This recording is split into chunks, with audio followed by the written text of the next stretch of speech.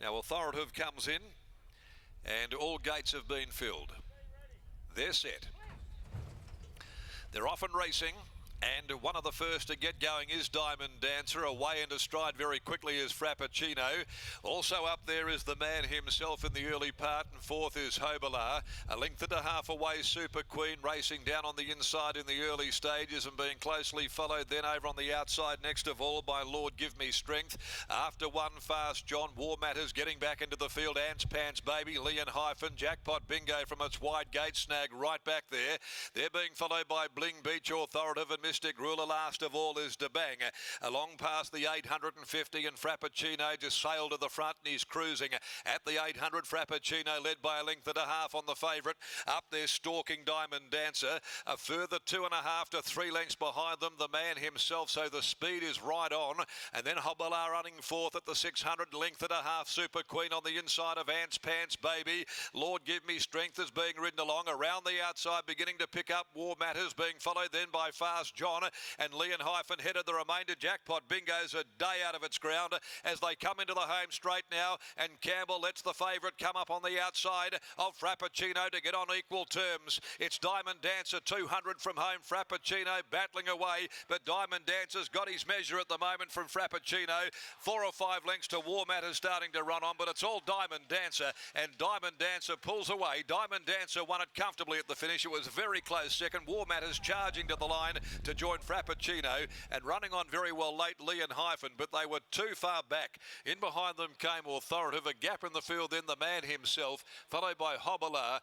Then came Ants Pants Baby, Fast John, Super Queen, Lord Give Me Strength, Jackpot Bingo. Punters dealt a real ordinary hand there. It went terribly. Back there in the field, didn't give a yelp. Then to Bang, and further back behind them to Mystic Ruler and Bling Beach. 13 home very comfortably in a fast run 1500 maiden, 129.38. Frappuccino made sure that they were going. 13 Diamond Dancer has won. 6 War Matters has clinched second on the line, and Frappuccino third. 13 619. Leon Hyphen getting home for fourth after the running of the Keith Patton Memorial, but she was able to stalk the pace of Frappuccino. He's gone much better today, the big boy. War Matters just cutting him out of second in the dying stages thereafter, giving them a decent head start. 2 lengths and a short head official margins, 13, 6, 1 and 9 and 35, 0, 1, but they were going along at good sectionals there over the 1500 for maidens. The winner is a Longleaf filly out of World Class, and she carries a great set of colours here, those of Valor Road. Very similar connections involved there with this filly as well, trained also by Simon Miller and ridden by Luke Campbell. She only had the 52.5 and he used that to her advantage. War Matters by War Chant out of Impressing Matters, second home for the Darren McAuliffe stable. Jared Noski aboard, and Frappuccino by Machino from Come Sit Beside Me. Jason Whiting aboard for trainer Lulu Ciani. 13, 6, 1, 9 after race number 2. The third, the Merple Mara Connection Handicap. This is over 1400. They'll go at 2:39 in the next event of the day. There are no changes. Lockie Taylor's about to join us down in the winners' enclosure after the victory of this filly. She ran favourite there. She was solid in the market. No weight on her back at all. And Luke Campbell rode that to his advantage. Well, a very sporty looking Simon Miller is just cruising on into the mounting enclosure with the winning connections of Diamond Dancer, and about to head across and join Lockie Taylor at any tick of the clock. And we'll do that right now. Thanks, Darren. Stylish win from this 3-year-old filly, having her 5th career start. Simon spoke glowingly of her chances pre-race. Second up, out to 1,500 metres. I thought he provided excellent insight in regards to the fact that she has a low heart rate in all of her work, a big long stride. So everything suggested that she'd appreciate getting out in trip, and that's the exact recipe we saw for success here this afternoon. Simon joins me now. Simon, congratulations on the win. Looked like you had a pretty nice read on that one. Yeah, I did. When I say I did, I didn't. It was only that last trial that finally she didn't blow him away in a trial, and I was like, well, I've clearly got you wrong. I was a bit nervous in running, second up 1500 and we were attacking from when the gates opened, but I suppose their stamina shone through. And as I said pre-race, you know, big stride, low heart rate, they generally take you a long way. But she's done a good job, so I'll just go 3 weeks now to the Burgess Queen and then try and set her up for a champion fillies. Is that the ultimate aim for her? Get out to a mile, perhaps race on speed like we saw here this afternoon? Should be a hard filly to run down. Yeah, I'm not sure how to ride. I'm still trying to get a handle on that. I would have preferred to just come out a little bit quieter today, not out the back, you know.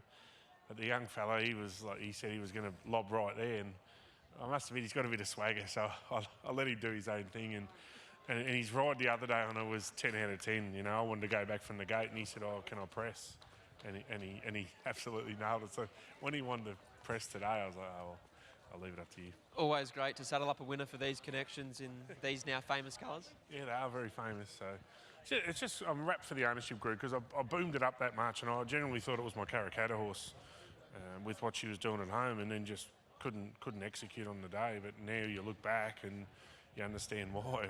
I totally got the distance wrong, but there's a good race in her. Whether it's this prep, I'm not sure, but we'll aim her up at the black type and see if we can chalk someone early. Speaking of the colours, Valor rode in the Rhythmic on Saturday afternoon. How's he tracking behind the scenes? He's going super. His Gallop Tuesday was just unbelievable, like proper.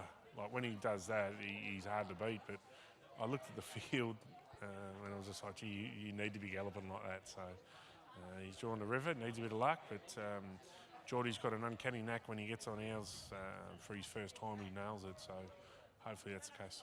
Well done here. Good luck in the next. Thanks, Lochy. There's Simon Miller. Here's Luke Campbell. Luke Campbell joins me now. Luke, this filly first up, she drew wide. She did it a bit tough early, but she was very brave late. Yeah, look, last start we obviously did draw wide, and she got out the gates really well, which she did today as well. We had to do a little bit of work early just to get across, but we did lob in a nice position through the run. She relaxed really nice, and I thought she found the line really well late. God's Gate won that race, and my boss Neville and Lakdar both have a good opinion of God's Gate, so to run second to that, I was pretty happy coming here today. Second up went to 1,500 metres, and Jason Whiting looked like he was pretty keen on leading, but you were pretty keen on being right there with him. Yeah, definitely. Look, we drew a good barrier today, and because I rode her last start, I knew how she'd get out the gates today, and she got out really clean.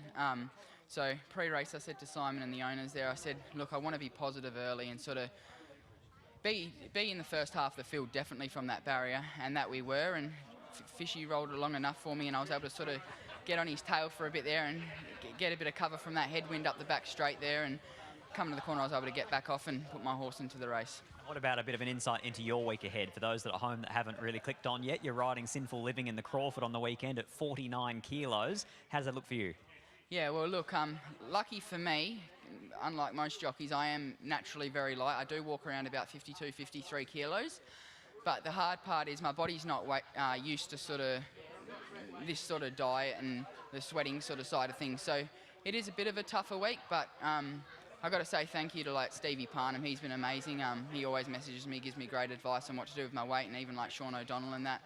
Been great helps to me. And also my girlfriend Gian cooking really good food for me every night and really healthy, nutritious meals. So I'm very lucky to have the people I've got around me, and yeah, I'll be able to get it done. Congratulations, mate. Best of luck on the weekend. Thanks, Scott.